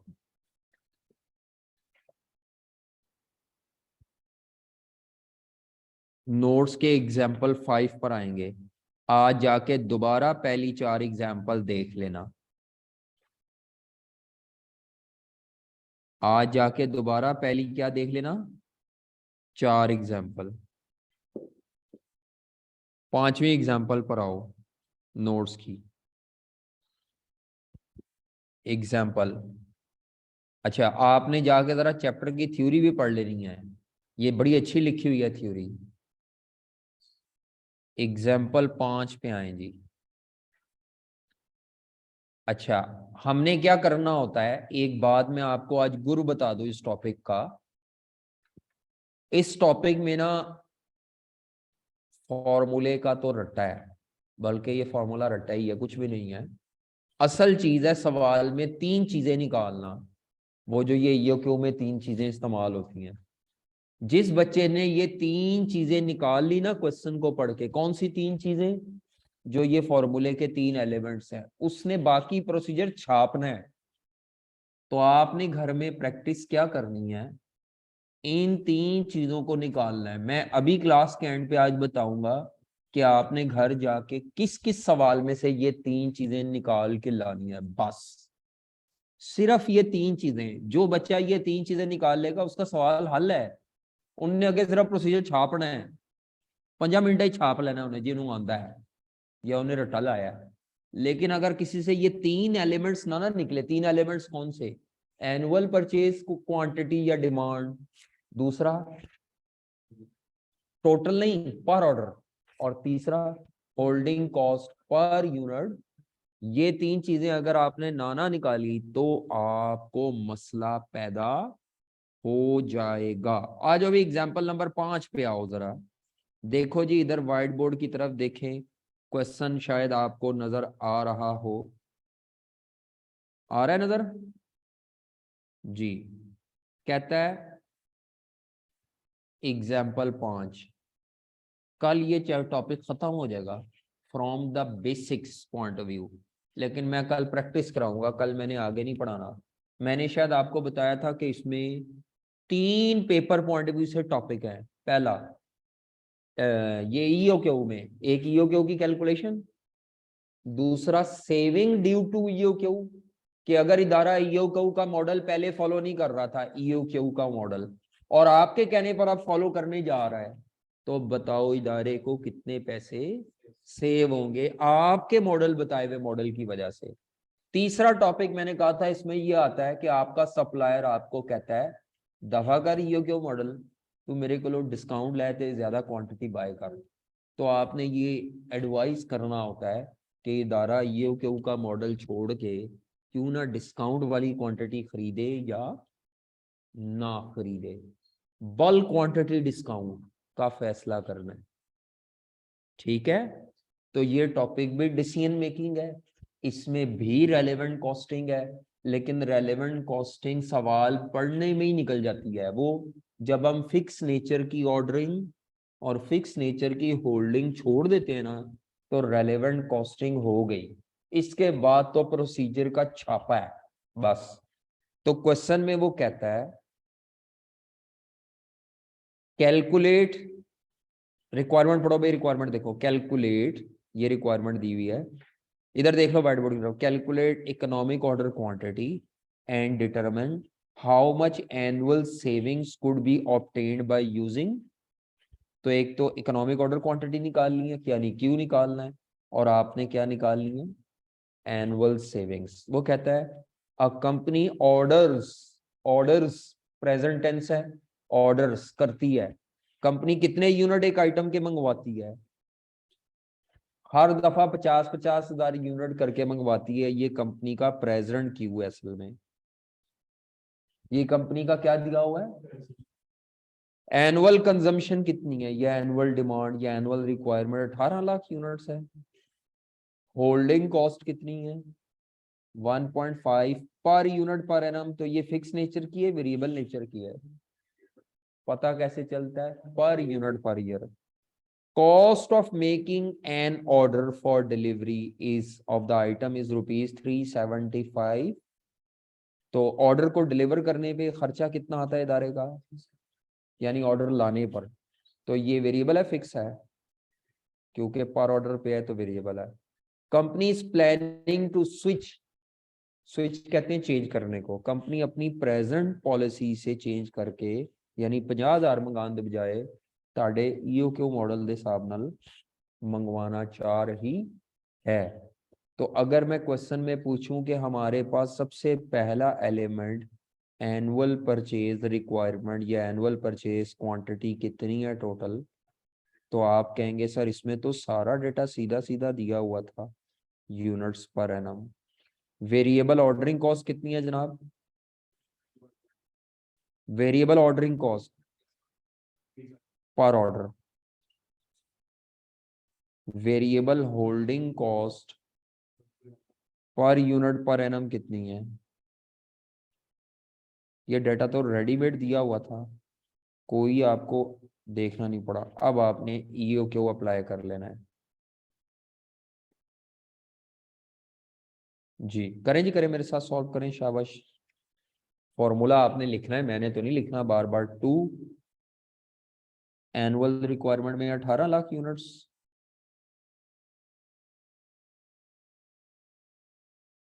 ऑर्डरिंग कॉस्ट 375 पर ऑर्डर। टोटल में नहीं लिखना, पर ऑर्डर में और पर यूनिट में डाटा फिल करना है इसमें। यूनिट्स बस टोटल में लिखना है जी। नीचे 5 पर यूनिट। मुझे लगता है ये किसी फिनिश प्रोडक्ट का सवाल है, क्योंकि इसमें यूनिट्स में डाटा है, केजी लीटर में नहीं है। चलो कितना आंदा है? 30,000 यूनिट्स।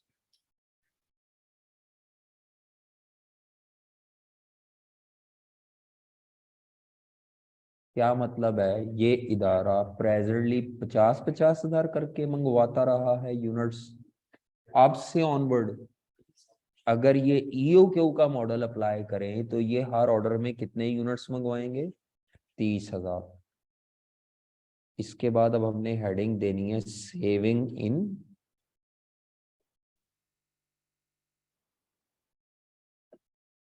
Total cost. आप बनाते हैं टेबल? बनाओ इसका टेबल, सेविंग वाला। चलो शाबाश, खुद बनाओ जरा सेविंग वाला टेबल।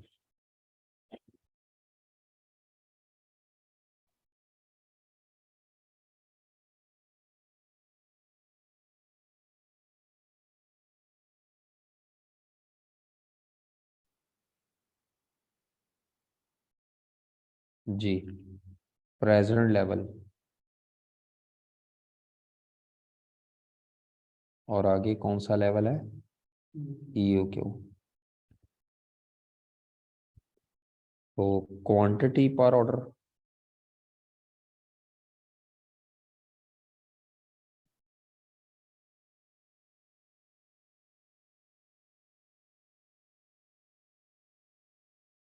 ऊपर हम लिख देंगे एक ऑर्डर में कितनी क्वांटिटी मंगवा रहे थे हम प्रेजेंटली? 50,000।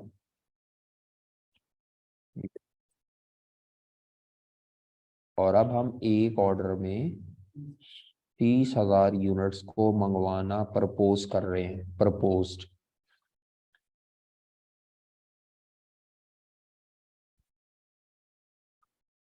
तो अब रकमें शकमें पुट करते हैं।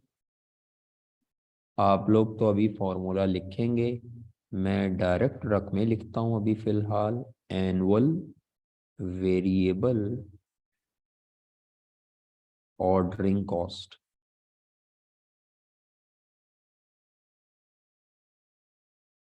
जी जनाब, क्या टेबल में फॉर्मूला था? Annual requirement 18 lakh units divided by 50,000 units का पहला क्यू है।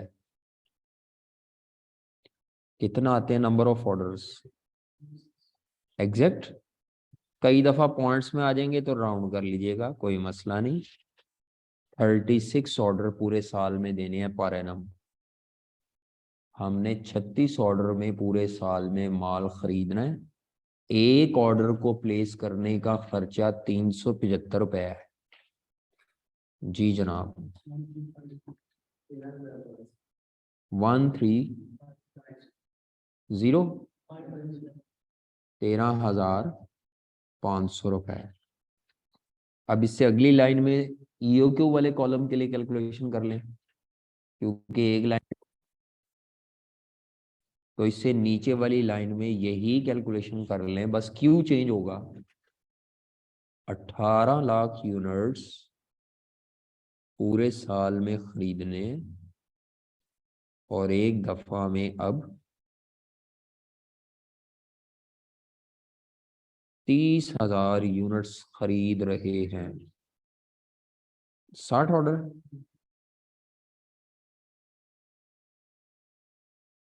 इंटू 375 रुपए पर ऑर्डर, 22,500 ले जी।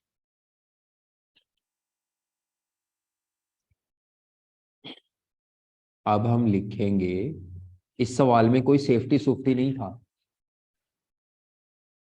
तो सेफ्टी के बगैर फॉर्मूला अप्लाई करेंगे। एनुअल वेरिएबल होल्डिंग कॉस्ट,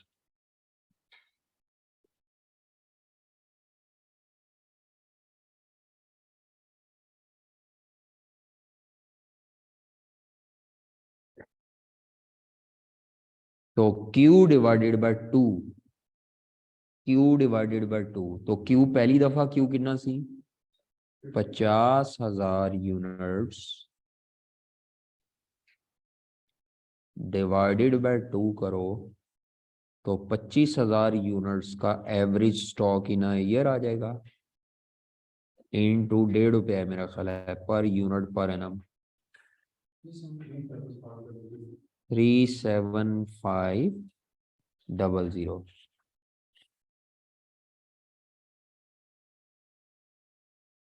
तो 30,000 यूनिट्स डिवाइडेड बाय 2 थे 15,000 यूनिट्स का average stock, into 1.5 per unit per annum, 22,500 रुपए। तो टोटल कर लेंगे, टोटल कॉस्ट, टेबल का जो टोटल आएगा उसका नाम है टोटल कॉस्ट 50, और उधर शायद आएगा 45,000 टोटल। तो हमसे सेविंग मांगी गई है, तो वो सेविंग शो करनी है, तो एक लाइन में इनका डिफरेंस निकाल के दिखा दें। खाली इधर तक करेंगे तो गलत बात है, तो आप कहेंगे 51,000 के ऊपर 45 है, तो 6,000 रुपए की हमारे इदारे की कॉस्ट सेव हो रही है ईओक्यू मॉडल से। तो डेफिनेटली ईओक्यू रिकमेंड होगी, लेकिन मांगी नहीं रिकमेंडेशन, उसने बस ये पूछा है बताओ सेविंग हो रही है कि नहीं हो रही है। नहीं समझ आई? यहाँ पे कॉलम शॉलम बना लीजिएगा, टेबल शेबल, मैंने वैसे टेबल कॉलम शॉलम नहीं बनाए, आप इस तरह कॉलम बना ले ताकि मिक्सिंग ना हो। बाकी आप इसको जैसे चाहें कर सकते हैं। आपको ये एक बात यहां से पता शायद चल रही हो कि ये दोनों जवाब बराबर आए हैं। ईओक्यू वाले कॉलम में ये दोनों जवाब क्या आए हैं, बराबर आए हैं। इनके बराबर आने की वजह से टोटल कॉस्ट कम आती है, ये बात याद रखिएगा, ये हमेशा बराबर आएंगे। हाँ अगर ये नहीं, एक एक और कंडीशन है, जब ये बराबर नहीं आएंगे तो वो मैं बता देता हूँ, लेकिन ये बराबर आते ही हैं तो टोटल कॉस्ट कम होती है। अगर बराबर ना आ रहे हो तो ईओ के ऊपर कभी टोटल कॉस्ट कम नहीं होती। होता नहीं ऐसे। ईओक्यू का मॉडल जब डिराइव हुआ है ना, मेरे नोट्स में डेरिवेशन भी है, तो डेरिवेशन की एक कंडीशन है, डेरिवेशन की एक, कि ईओक्यू लेवल पे हमारी पूरे साल की, पर ऑर्डर नहीं, पूरे साल की एनुअल ऑर्डरिंग कॉस्ट और एनुअल होल्डिंग कॉस्ट क्या होगी, बराबर होगी। ये बराबर है ना? तो अब आप ये बराबर कब होगी ये याद रखना है, ऑलवेज बराबर होगी। तो एट ईओक्यू लेवल, याद रखें, एट ईओक्यू लेवल अगर क्वेश्चन में सेफ्टी स्टॉक ना हो, अगर क्वेश्चन में सेफ्टी ना हो, जो कि असल मॉडल की assumption है, तो फिर ये एनुअल वेरिएबल ऑर्डरिंग कॉस्ट जो पूरे साल की एनुअल है, और एनुअल वेरिएबल होल्डिंग कॉस्ट का जो जवाब आएगा वो बराबर होगा।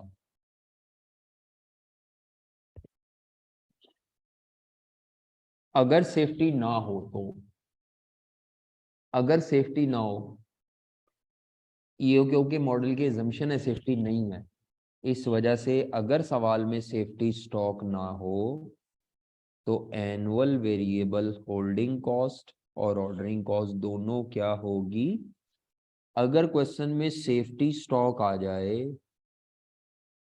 तो फिर ये बराबर नहीं होगी, ईओक्यू लेवल पे भी बराबर नहीं होगी, बल्कि होल्डिंग कॉस्ट थोड़ी सी ज्यादा होगी, थोड़ी सी। अगर उस सवाल में आप सेफ्टी इग्नोर करके सोल्यूशन करें वो भी बराबर होगी। मतलब कुछ बच्चे कहते हैं मैं सोल्यूशन जरा चेक करना चाह रहा हूँ बराबर है कि नहीं, वो सेफ्टी को ना छोड़ के चेक कर लेते हैं कि यार सेफ्टी छड़ के मेरा जवाब बराबर आ रहा है।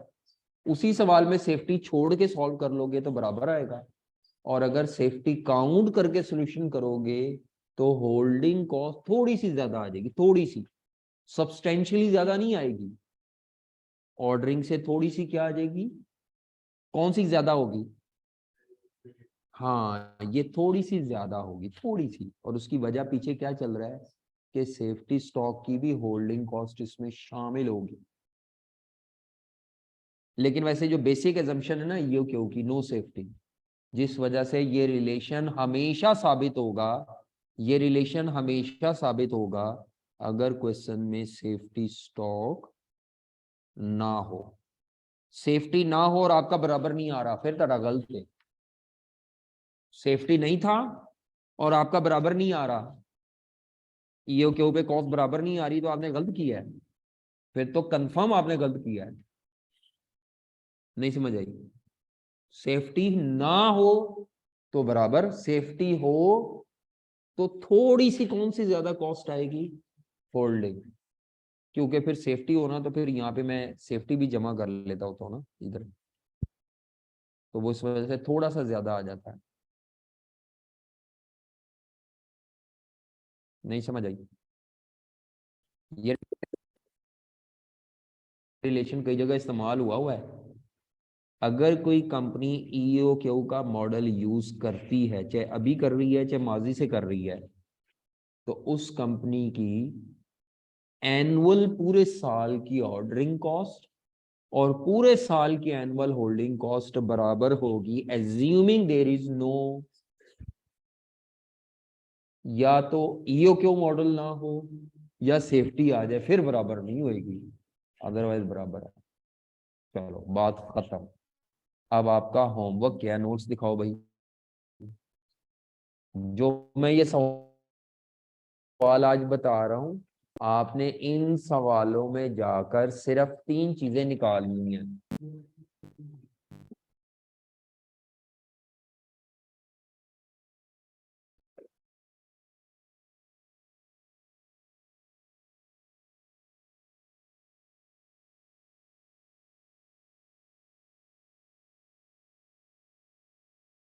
ये तो पूरा सवाल सॉल्व करना है, क्वेश्चन 1 फुल सॉल्व करें, क्वेश्चन 2 भी फुल सॉल्व करें। चलो क्वेश्चन 3 में सिर्फ 3 चीजें निकाल के लानी है बस। हाँ बस ये 3 चीजें निकाल के लानी है।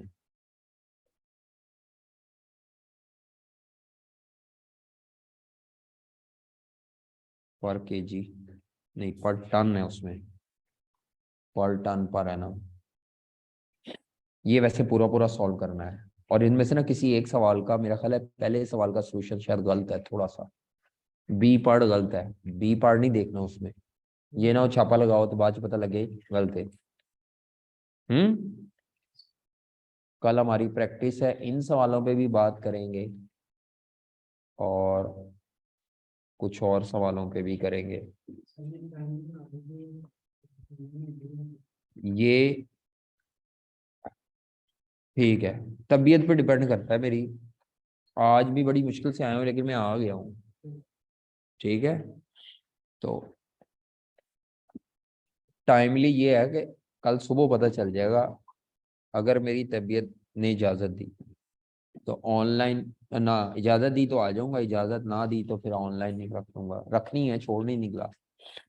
ओके, अल्लाह हाफिज़।